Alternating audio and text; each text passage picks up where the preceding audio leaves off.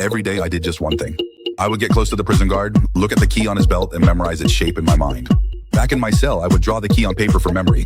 Even for the smallest detail, I would draw it dozens of times so that I could make it as accurate as possible. When the guard finished inspecting the room, I would light a match and look at the lock in its glow. Then I would gently press a white sheet of paper against the lock and move it back and forth.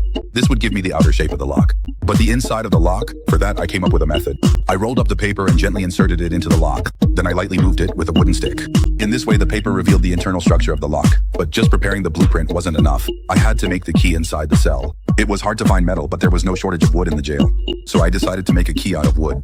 When my cellmates heard this, they laughed and said that a wooden key would break as soon as you tried to turn it in the lock. I calmly explained to them that if the key was made according to the grooves of the lock, it wouldn't break.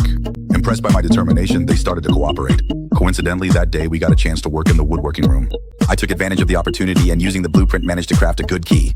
To avoid the guard, I hid the key in my water bottle. When the guard came near, my cellmate signaled and distracted him. I quickly wrapped the bottle in a towel.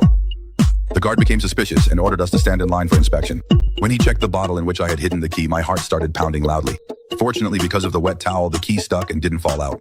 The guard confirmed that there was nothing in the bottle and handed it back to me. After returning, I kept filing the key until it matched the blueprint perfectly. Soon, the first key was ready.